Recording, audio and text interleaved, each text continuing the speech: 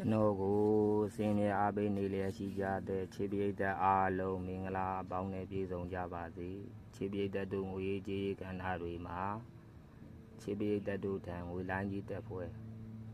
ခြေပိတ်သက်တို့တက်ရှူတိုင်းခြေပိတ်သက်တို့ထံငွေလိုင်းကြီးတက်ပွဲဝင်လာမစဲတက်ကဲ့သို့ဝင်ကြပါစေ30ရက်5လ2025ဗုဒ္ဓဟူးနေ့ကဏ္ဍအတွက်ပေါ့နော်တနေ့ကုန်သားပတ်တိကဏ္ဍအနေနဲ့9 4 9 8 9နှစ်9နှစ်ပတ်သက်ရင်9 4 9 8 9နှစ်ဒီ3ခွက်ပို့ထုတ်ပေါ့နော်တနေ့ကုန်သားပတ်တိကဏ္ဍအနေနဲ့9ပတ်တိခွန်ပတ်တိ9နှစ်ပတ်သက်ရင်9 4 9 8 9နှစ်ပေါ့နော်ခွန်နှစ်ပတ်သက်ရင်ခွန်9ခွန်နှစ်ခွန်6ဒီ3ခွက်ပို့ထုတ်ပေါ့နော်တနေ့ကုန်သားပတ်တိကဏ္ဍအနေနဲ့9ပတ်တိခွန်ပတ်တိ9 4 9 8 9နှစ်ဒီ3ခွက်ပို့ထုတ်ပေါ့နော်ခွန်နဲ့ပတ်သက်ရင်ခွန်9ခွန်နှစ်ခွန်6ဒီ3ခွက်ပို့ထုတ်ပေါ့နော်ဒါကတော့တနေ့ကုန်သားပတ်တိကဏ္ဍအနေနဲ့ပေါ့နော်အင်္ဂါနေ့ကပေးထားရဲ့အင်္ဂါနေ့နဲ့ဗုဒ္ဓဟူးနေ့ဆိုပြီးတော့ညီကိုနဲ့စုံအားကောင်းလို့ပြောထားတယ်နော်တော့ဒီနေ့အင်္ဂါနေ့မနက်ကတော့3ည8စုံညနေပိုင်းနေ့4စုံအဲ့တော့စုံထွက်သွားပြီနော်အဲ့တော့ဘာကြံသေးလဲညီကိုကြံမယ်ပါဝါတစ်ချိန်ထပ်စင်မယ်လို့လည်းပြောထားတယ်တတိထားမှာကမားပရိတ်ပေါ့နော်အဲ့တော့ညီကိုရဲ့ပါဝါရဲ့မားပရိတ်ရဲ့ဒီအချက်3ချက်ကိုက်ညီပြီးတော့နေ့ဖြန်ဗုဒ္ဓဟူးနေ့ထွက်မဲ့ညမနဲ့ကဏ္ဍမှာနှစ်သီးစားရဖို့အတွက်နှစ်သီးစားရရမယ်ပေါ့နော်ညီကိုရဲ့ပါဝါရဲ့မားပရိတ်ရဲ့ပေါ့နော်ဒါမနေ့ဖြန်ဗုဒ္ဓဟူးနေ့အတွက်ပေါ့နော်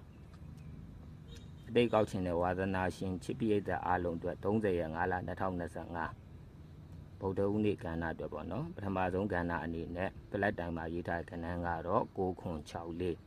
9ခွန်6 4ဒါကပထမကဏ္ဍအနေနဲ့ပလက်တိုင်ကဏ္ဍပေါ့နော်ဒုတိယကဏ္ဍအနေနဲ့ကတော့အတိတ်စာသားလေးပေါ့နော်မြင်နေရတဲ့အတိတ်စာသားလေးကတော့တခိုးပြေးမှထိုးခွင်းထတခိုးပြေးမှထိုးခွင်းထဒါဒုတိယကဏ္ဍအနေနဲ့အတိတ်ကောက်ဖို့အတွက်ပေးထားတဲ့အတိတ်စာသားလေးပေါ့နော်တတိယကဏ္ဍအနေနဲ့ကတော့မြင်နေရတဲ့စက်လိန်လေးပေါ့နော်မြင်နေရတဲ့စက်လိန်လေးကိုချစ်ပြေးသက်တို့ကိုမြင်ကိုရှုထောက်ကနေကြီးကြက်ကောက်ပြီးကံကောင်းလို့အောင်မြင်နိုင်ကြပါစေပေါ့နော်ဒါကတော့တတိယကဏ္ဍပေါ့သတုဒ္ဒကဏ္ဍအနေနဲ့ကဏ္ဍနှစ်ကွက်ထုတ်ထားပါတယ်ထုတ်ထားတဲ့ကဏ္ဍနှစ်ကွက်ကတော့6 8ခွန်နှစ်6 8နဲ့ခွန်နှစ်ပေါ့နော်6 8ခွန်နှစ်ကထူးမာက6 8ခွန်နှစ်ဒါကတော့သတုဒ္ဒကဏ္ဍပေါ့နော်ပြင်စမကဏ္ဍအနေနဲ့ကဏ္ဍတစ်ကွက်ထုတ်ထားပါတယ်ထုတ်ထားတဲ့ကဏ္ဍတစ်ကွက်ကလေးကတော့ခွန်9ဖြစ်ပါတယ်ခွန်9ကန်ဆန်းရန်ခွန်9ရန်ပေါ့နော်အလေးပြန်ဗုဒ္ဓဟူးနေ့ကဏ္ဍက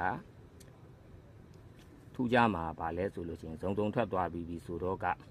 ညီကိုပါဝါမာပရိတ်ဟုတ်ပြီနော်ဒီ3ချက်နဲ့ကိုက်ညီပြီးတော့ညမနဲ့နှစ်သီးစားရမှာပေါ့နော်အင်္ဂါနေ့မှာ2 3 4 8 6ဆိုပြီးတော့5လုံးပြီးပေါက်ကလည်းနှစ်လေးထွက်ပြီးသွားပြီနော်နေ့ပြန်ပါကြံသေးလဲညမနဲ့ကိုနှစ်သီးစားရအောင်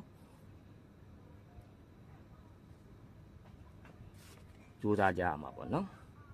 နှစ်သီးစားရဖို့အတွက်လည်းအစဉ်ပြေလိမ့်မယ်လို့ယုံကြည်ထားပြီးသားပါနော်အဲ့တော့ကဲဒီလောက်ဆိုပြည့်စုံဖူလုံသွားပြီဆိုတော့ကတာယာပျော်ရှင်ငြိမ်းချမ်းပွဲကောင်းတော့ဘဝများကိုစီဖြစ်ကြပါစေလို့ဆုမွန်ကောင်းတောင်းပေးပါတယ်ခင်ဗျာ